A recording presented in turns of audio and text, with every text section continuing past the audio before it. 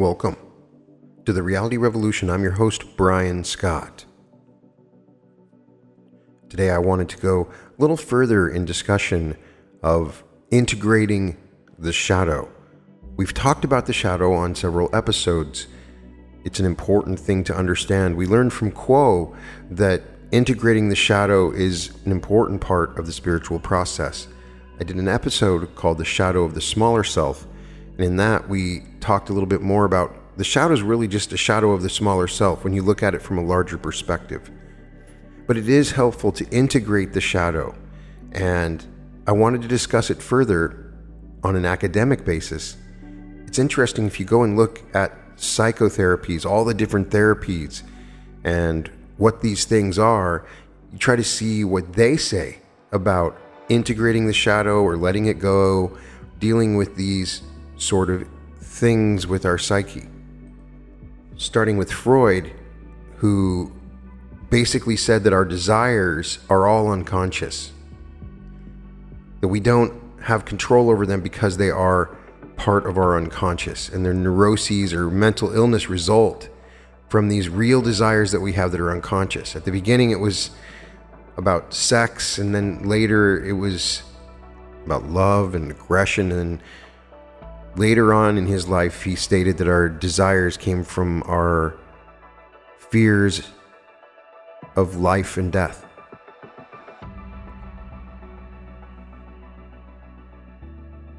The shadow level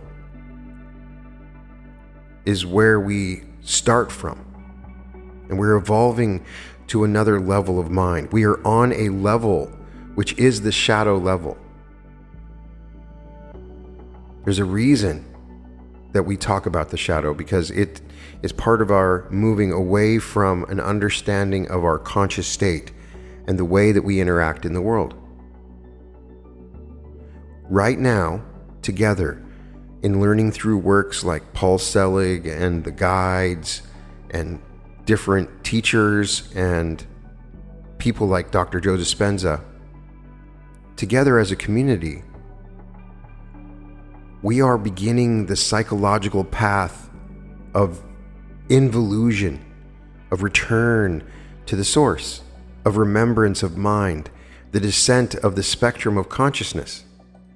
Ken Wilber discusses a spectrum of consciousness that you move through that are paths on your evolutionary scale.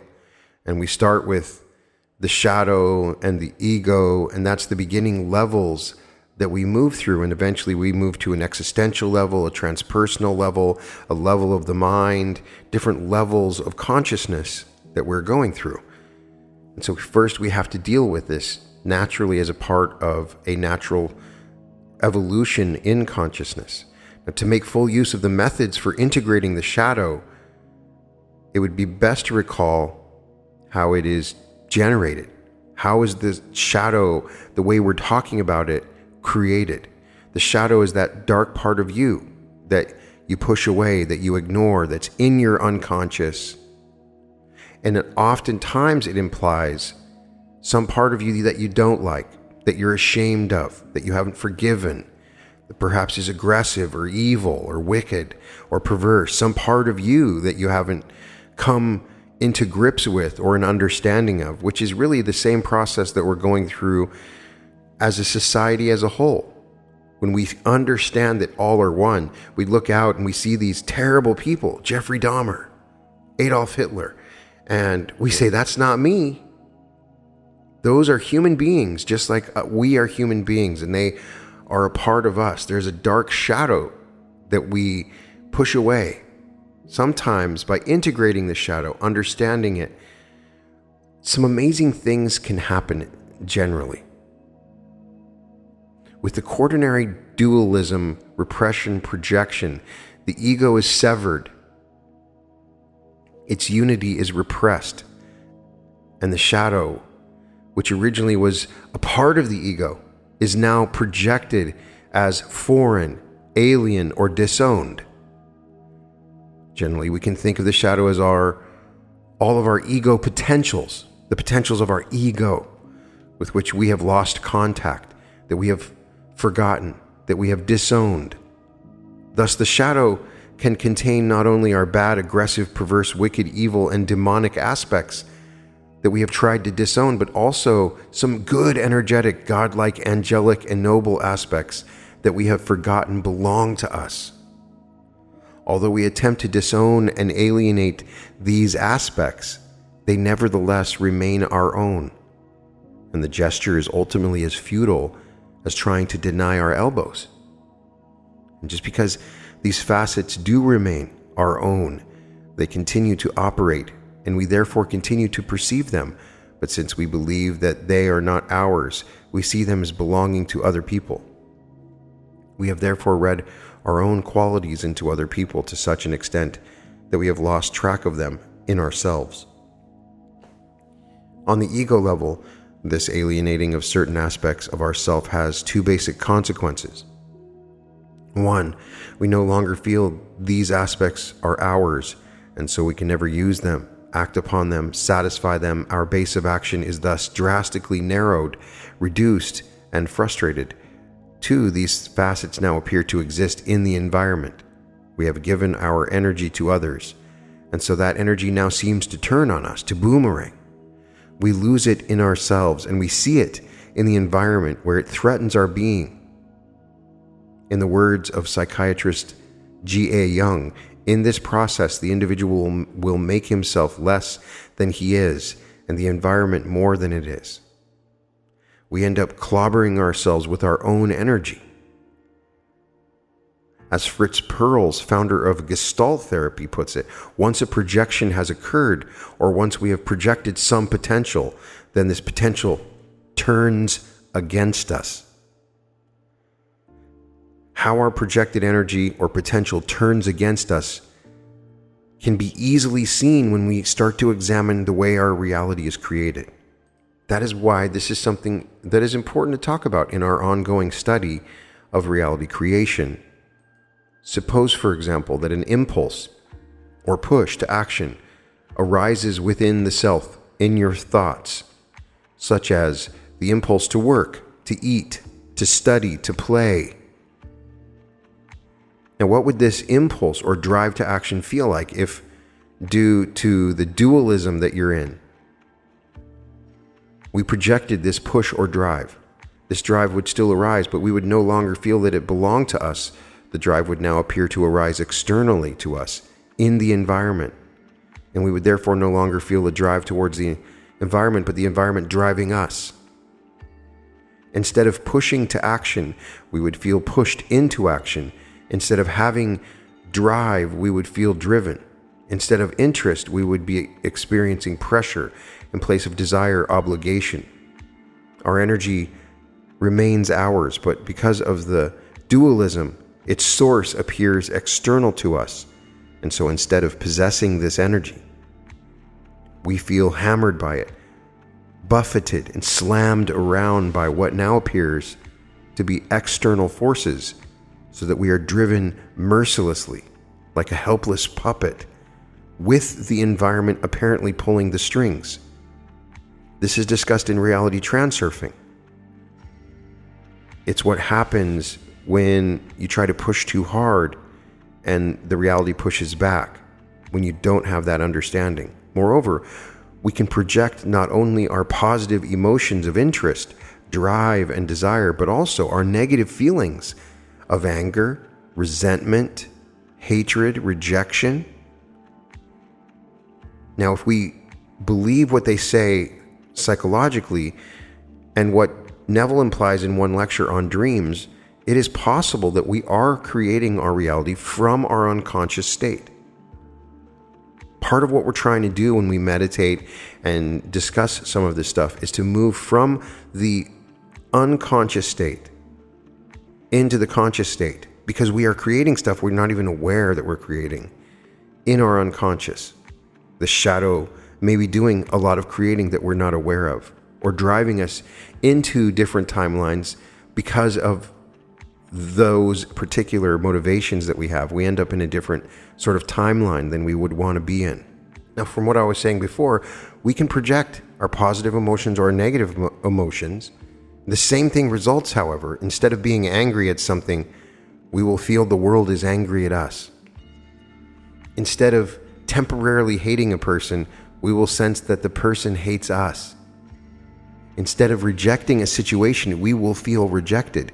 Becoming unaware of our little bit of negative tendencies, we project them onto the environment and thus populate our world with imaginary but quite frightening boogeymen, devils, ghosts. We're frightened by our own shadows.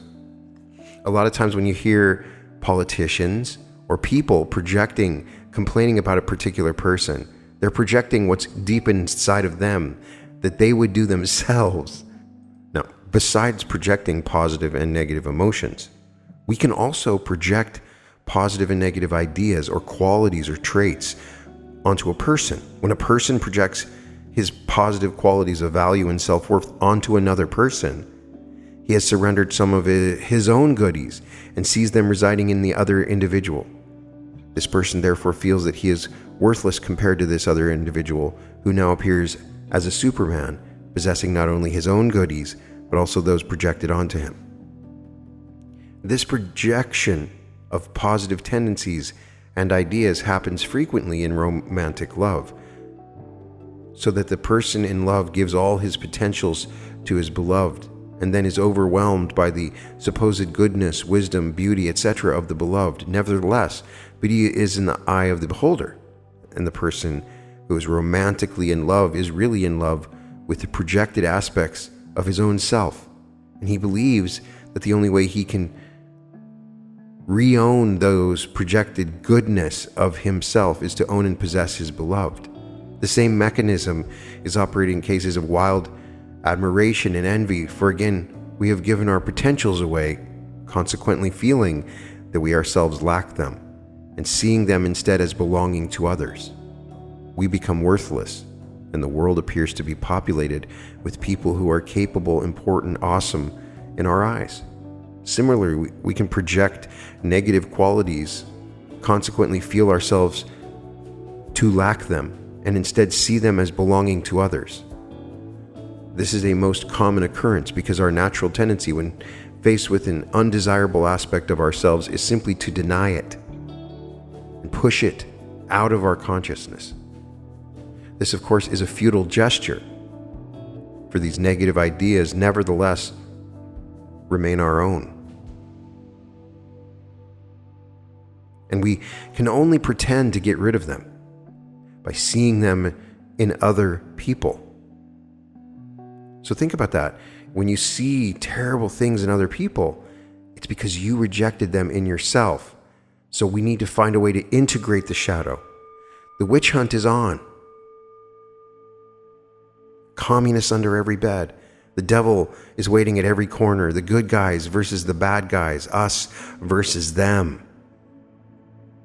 Our impassioned fight with the devils of this world is nothing but elaborate shadow boxing. That's all it is. To those unfamiliar with projection on the ego level, this mechanism initially seems most perplexing and occasionally ridiculous, for it implies that those things which most disturb us in other people are really unrecognized aspects of ourselves. This idea is usually met with resentful, bitter opposition, yet as Freud pointed out, violent denial is the very mark of projection. That is, if we didn't deny it, we wouldn't be projecting. The fact remains, however, that it takes one to know one, and our carping criticisms of others are really nothing but unrecognized bits of autobiography. If you want to know what a person is really like, listen to what they say about other people.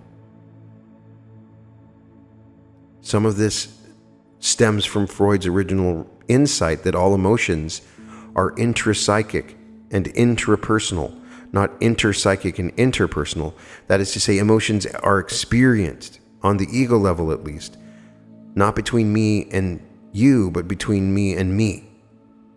The so-called neuroses thus result with the arising of the dualism, the dualistic nature within us, where the integrity of the ego level is severed, its unity repressed, and then certain facets projected onto the environment around us. with this projection, we disown and alienate some of our own tendencies. We forget about them, and then forget we have forgotten them. So therapy on the ego level, therefore, entails a remembering and re-owning of our forgotten tendencies, a re-identifying with our projected facets, a reuniting with our shadows. So when I started to read about this, I found that I didn't like that because of what I've learned about reality creation. I don't want to have to go and reimagine these things that had happened in my past. And it's a real question I want to ask. It's the nature of some of these psychotherapies to go back and experience them. And I'm not arguing that you push them away,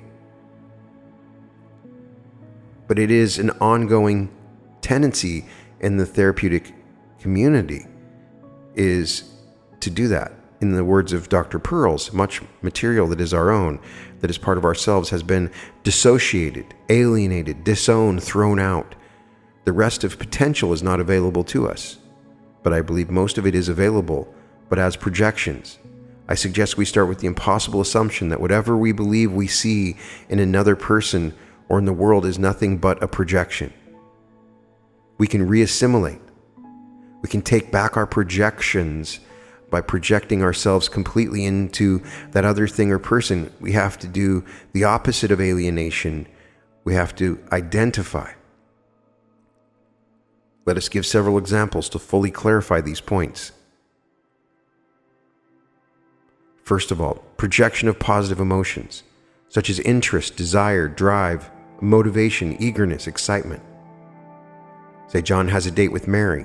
He's terribly excited about it and eagerly looks forward to picking her up at her house. As he rings the doorbell, he is trembling slightly with excitement.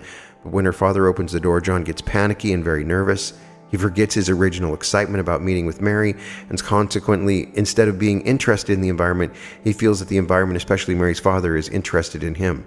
Instead of looking, he feels looked at, and then it seems that the situation is very much zeroed in on him. John is clobbering himself with his own energy, although he will probably blame it on the environment in this case. The evil eye stare of Mary's father. Nevertheless, there is nothing in the situation per se that causes nervousness. For many men positively love meeting parents and trying to get to know them. The tangle lies not in this situation, but in John himself.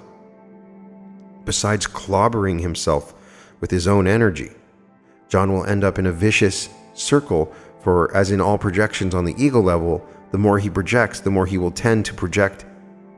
The more he forgets his excitement, the more he projects it, and thus the more the environment seems zeroed in on him.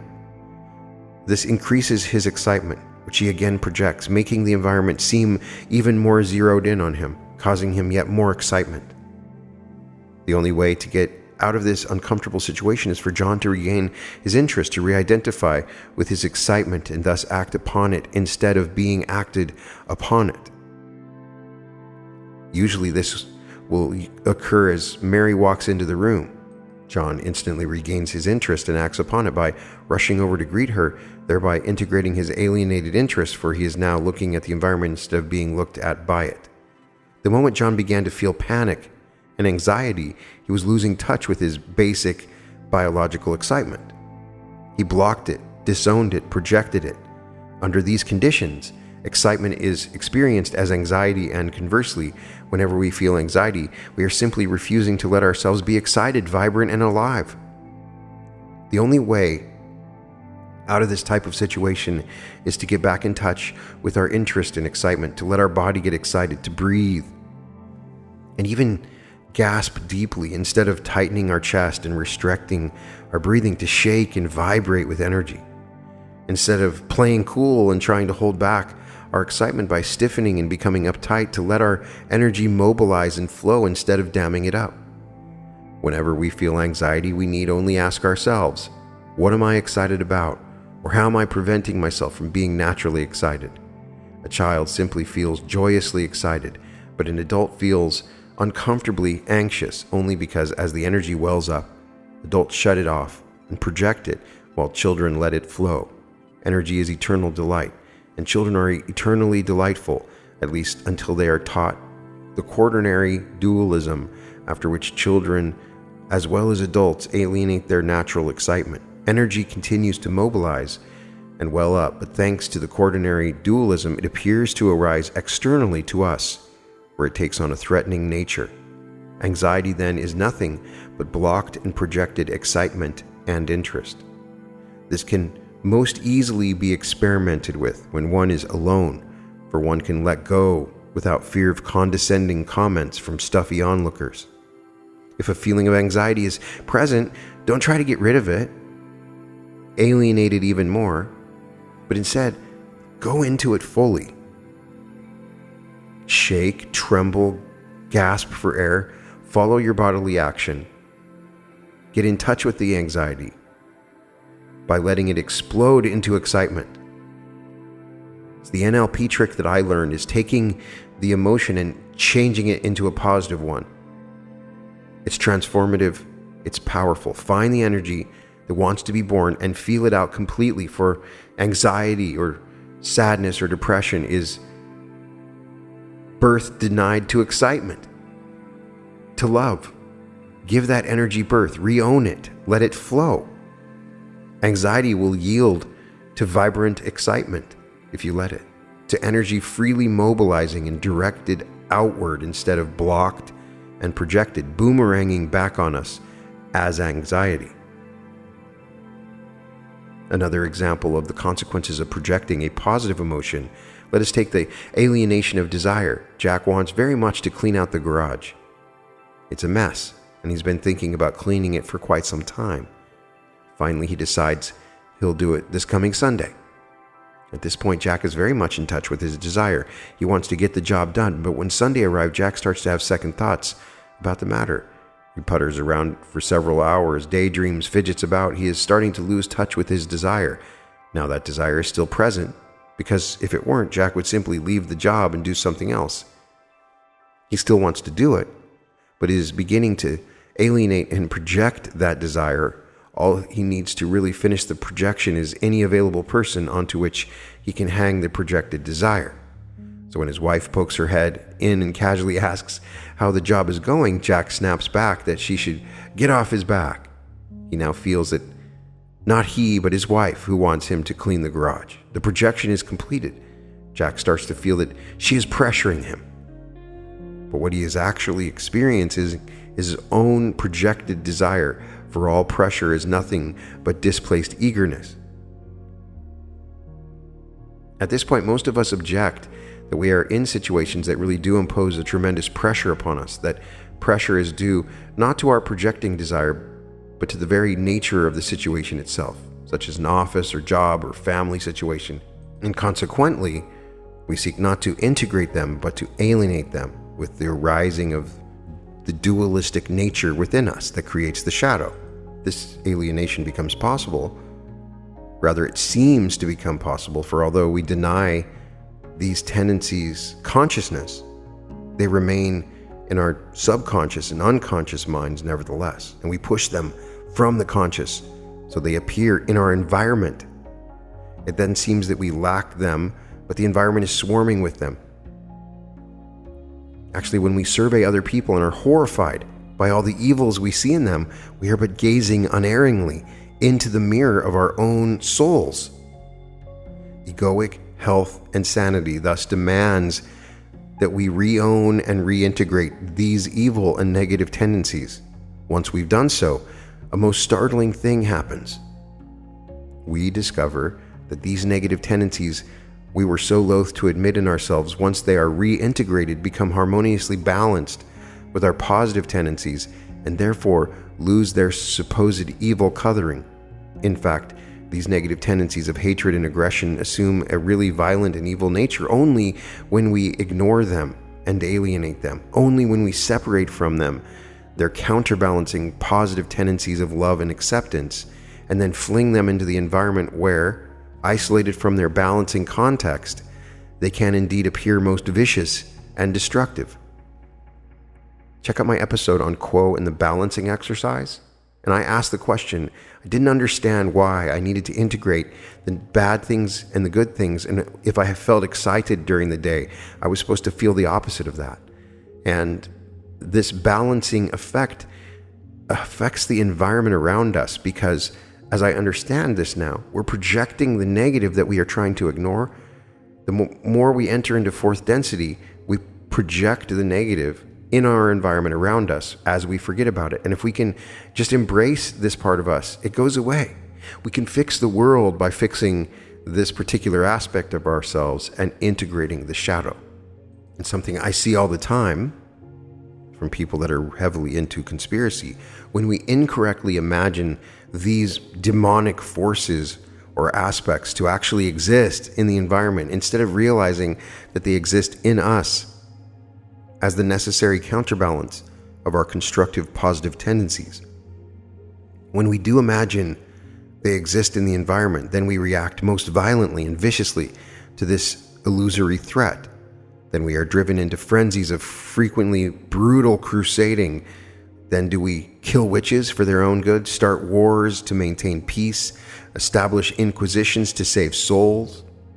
In short, an alienated and projected negative tendency, because it is severed from its balancing context and given a life of its own, can take on a very demonic nature and result in truly destructive actions.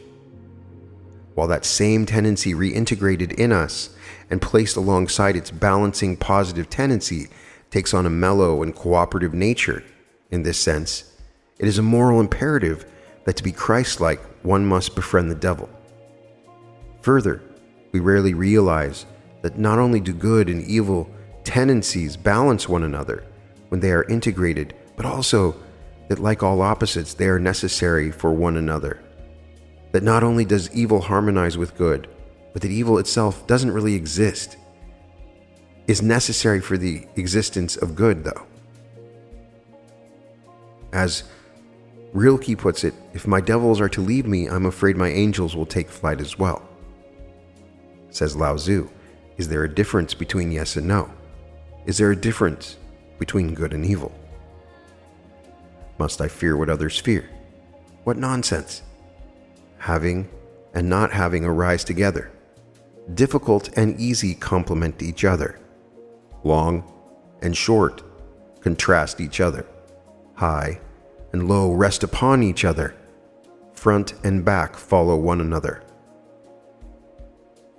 And Chuang-Tzu draws the conclusion, thus those who say that they would have right without its correlate wrong, or good government without its correlate misrule, do not apprehend the great principle of the universe, nor the nature of all creation. One might as well talk of the existence of heaven without that of earth, or of the negative principle without the positive, which is clearly impossible, yet people keep on discussing it without stop. Such people must be either fools or knaves. People hate the darkness of their negative tendencies, just as children hate the darkness of the night. But just as if there was no dark of night, we would never recognize the light of day. So also, if we possessed no negative aspects, we would never recognize our positive ones. Our negative and positive tendencies are thus like the valleys and the mountains of a beautiful landscape. There can be no mountains without valleys, and vice versa, so that those who would misguidedly seek to annihilate the valleys must, in the same stroke, level the mountains. Trying to rid ourselves of negative tendencies, trying to destroy them and eliminate them, would be a fine idea, if it were possible.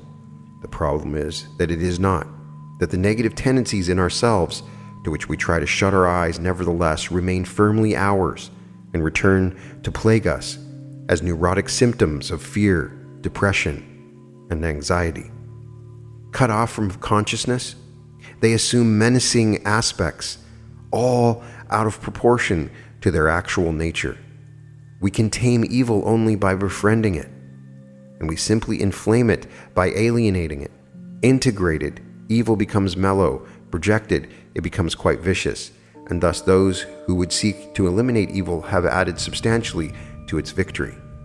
In the words of Ronald Fraser, let me ask you to remember someday that I have told you that the hatred of evil strengthens evil and opposition reinforces what is opposed. That is a law of an exactitude equal with the laws of mathematics. Just like what Vadim Zeland teaches, when you go in opposition of the pendulum, you give it energy. So when you oppose it, then you give it energy. On a metaphysical level, there is a way for us to find this balance that is mostly good through the mellowing of evil by integrating it and understanding it, forgiving it. This is going to happen more and more as the Akashic record awakens and our awareness of everyone around us and what they have done in this life and past lives. Being able to read their minds, see their lives, being completely able to access the Akashic, all of us at the same time. The shadow will become obvious. We will see the dark elements of our histories and what has happened, and we will learn that we need to find a way to integrate the shadow for us to come together as a social memory complex. Or from theologian Nicholas Berdyaev, Satan rejoices when he succeeds in inspiring us with diabolical feelings to himself. It is he who wins when his own methods are turned against himself. A continual denunciation of evil and its agents merely encourages its growth in the world, a truth sufficiently revealed in the Gospels, but to which we remain persistently blind. As an example of the projection of negative emotions, let us begin with that of hatred. Martha is leaving home to attend a sophisticated girls' college in the East. While she was in high school, she was very much in touch with her negative emotions of hatred, so that this hatred was not at all of the violent or vicious type, but was rather mellow and easygoing, which we would call rascality, orneriness, whimsy, or gentle cynicism. This idea of gentle cynicism has always been characteristic of highly cultured and humane people, and in the fellowship of those who can let their hair down with each other and express the warmest friendship in such terms. Well, you old rascal. The whole possibility of loving affection between human beings depends upon the recognition and acceptance of an element of irreducible rascality in oneself and others.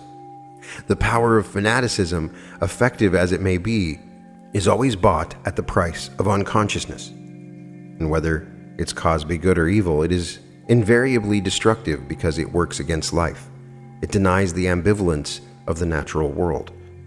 The point again is that when we are conscious of our little bit of hatred, it really isn't hatred as such, for it is blended and harmonized with our positive emotions of love and kindness, so that integrated hatred takes on very gentle and frequently humorous overtones, for me personally.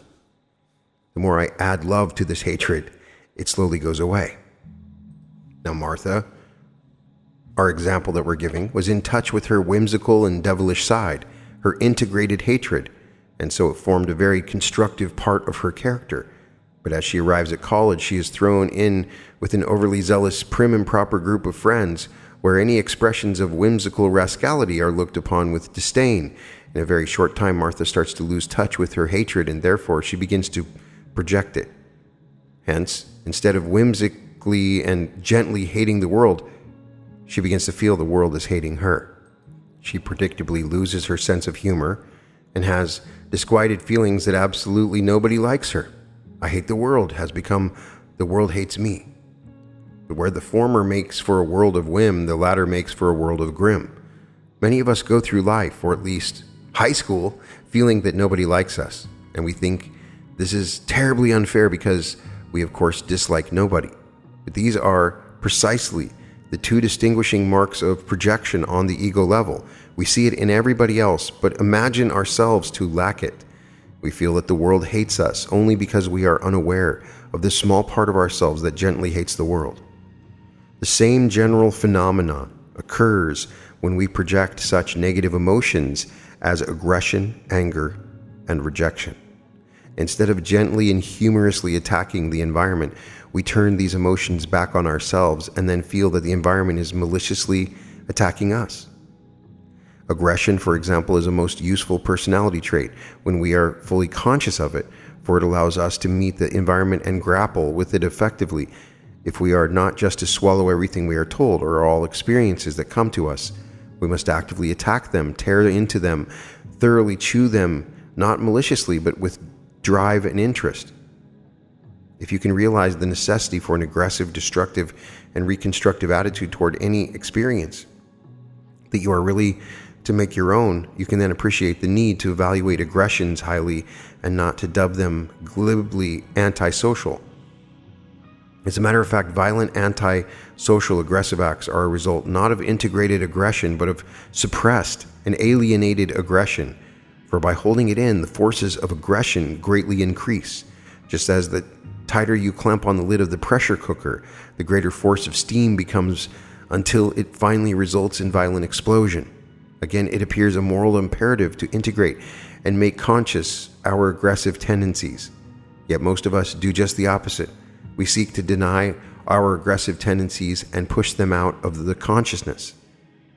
It should be obvious by now, however, that these tendencies nevertheless remain our own and nevertheless continue to operate in us. We now experience them as if they are originating outside of us in the environment, and consequently it appears that the world is attacking us. In short, we experience fear. The projector is connected with his projected aggression by fear. As projected excitement is felt as anxiety, as projected desire is felt as pressure, projected aggression is felt as fear. Well, some of us might reply, I certainly feel afraid at times, but my problem is just that I'm not the aggressive type. I often feel fear, but I just never feel aggression. Precisely, we don't feel aggression because we have projected it and are consequently feeling it as fear. The very experience of fear is nothing but our masked feeling of aggression, which we have turned back on ourselves. We don't have to invent aggression, it is already there as fear. And so all we have to do is call fear by its correct name, aggression. Thus, the statement, the world is emotionally attacking me, is much more accurate if it read backwards. If projected aggression is felt as fear, then projected anger is felt as depression. Angry rejection of the world, which we all experience at moments, is useful in spurring us into constructive action. But if it is alienated and projected, we begin to feel that the world angrily rejects us. Under these circumstances, the world looks very dark, and understandably, we become very depressed. Outrage becomes enrage as we turn anger back on ourselves and then suffer terribly.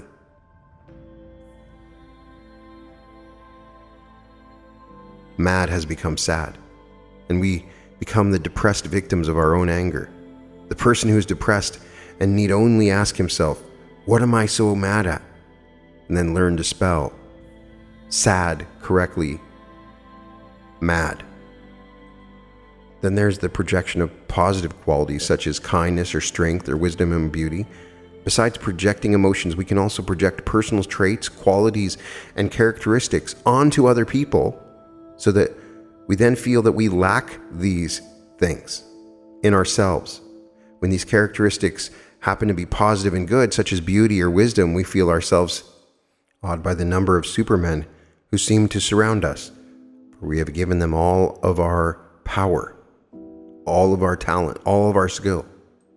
And then there's the projection of negative qualities, such as prejudices, snobbishness, devilishness, prudishness, meanness. Just some people are super mean. Like the projection of negative emotions, the projection of negative qualities is very common in our society. I see it all the time. Just watch any political channel.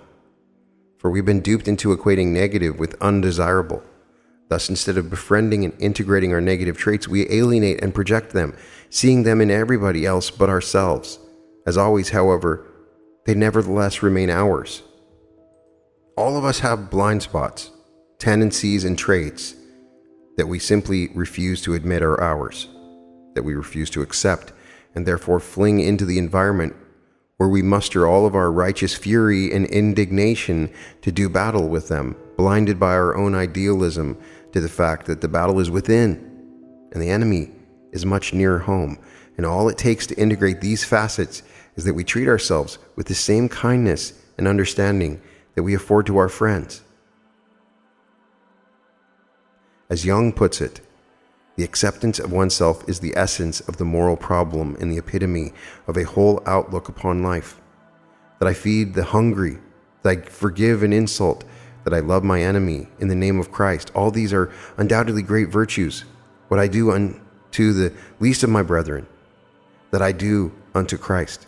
But what if I should discover that the least among them all, the poorest of all the beggars, the most impudent of all offenders, the very enemy himself, that these are within me, and that I myself stand in the need of the alms of my own kindness, that I myself am the enemy who must be loved? What then?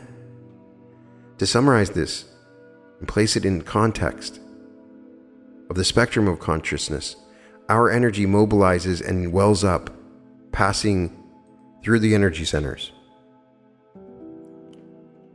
So we must become aware and keep in mind that any particular symptom of what's happening in our lives, it has an emotional nucleus. It is the visible form of a shadow which contains not only the opposite quality, but also the opposite direction. Thus, if I feel terribly hurt and mortally wounded because something Joe Johnson said to me, and I consequently am in agony, although I consciously harbor nothing but goodwill toward Joe Johnson, the first step is to realize that I am doing this to myself, that literally I'm hurting myself, taking responsibility for my own emotions.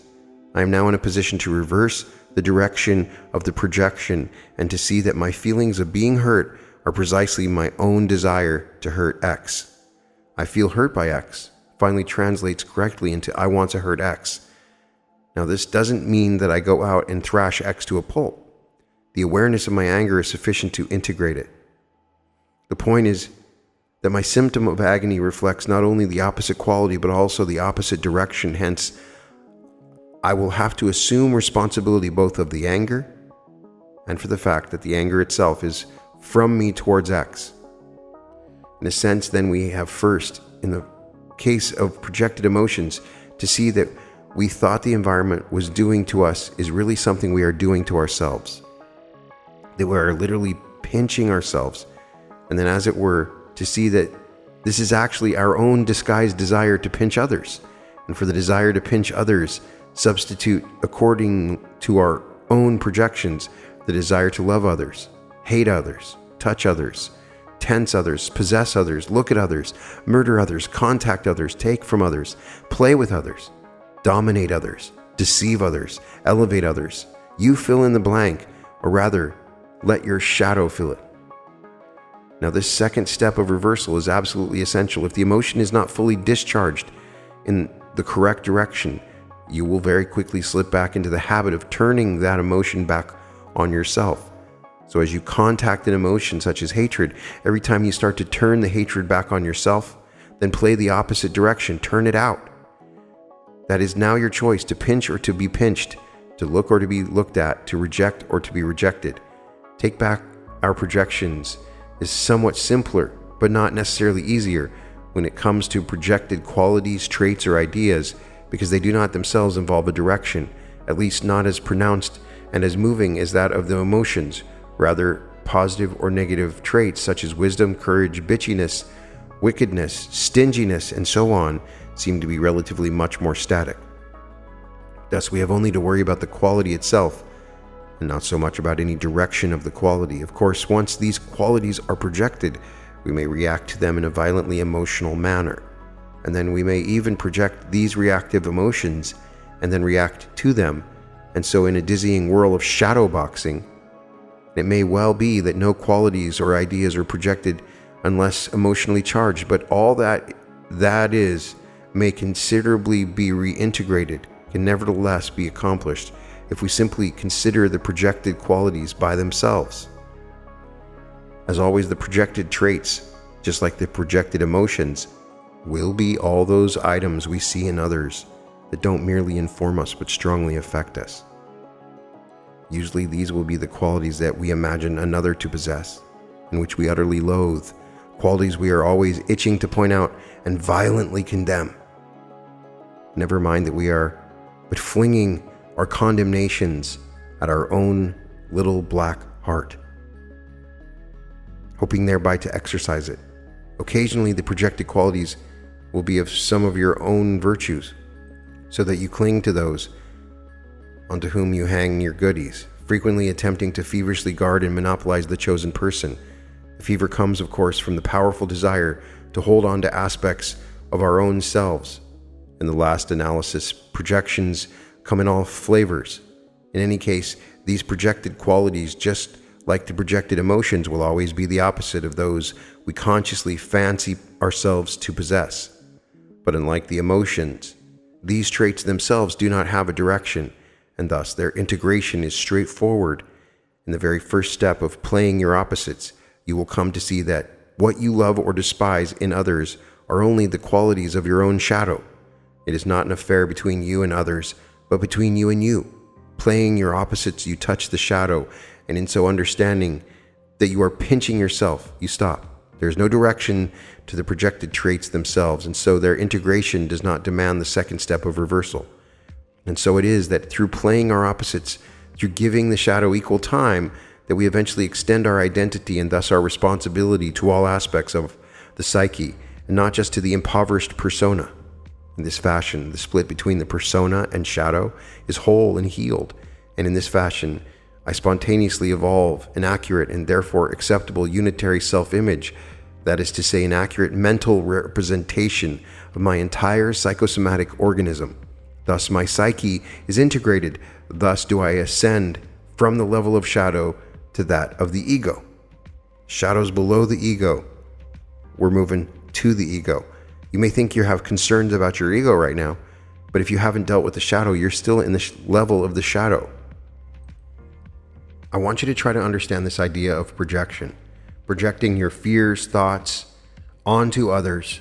I want you to understand how these projections may be coming from a part of you that you're denying. When you do that, it's understanding this bizarre thing about us, that we project our environment around us based on what we don't want to have in ourselves. So we see anger, we see hate, because we deny it in ourselves. That we can let these things go. When we acknowledge that they're a part of us, when they come up and we acknowledge when they're a part of our reactions and what we do, we can let them go. They can be a part of our existence that we acknowledge, but they're completely insignificant. Something we don't even talk about anymore. Because we then are able to move beyond the limited ego self. Once we move from the level of ego, after we move from the shadow to the ego, we can move to the higher level of self. The smaller self is the one that has the shadow. So once it's integrated, then you have to integrate the ego into the larger self, which is who you really are. That's the place that you want to end up in this process of integrating the shadow. Some of this stuff can help you, for now, in affecting the reality that you're walking around in. You can find all episodes of The Reality Revolution at therealityrevolution.com. Technologies. Images designed to magnetize and broadcast.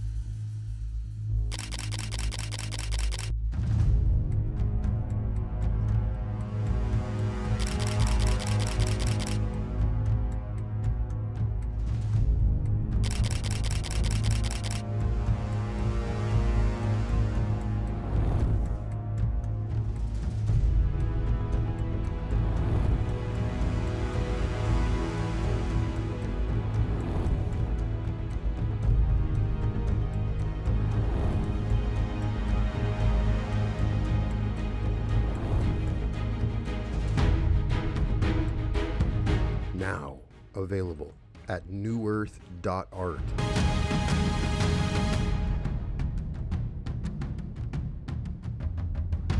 And welcome to the Reality Revolution.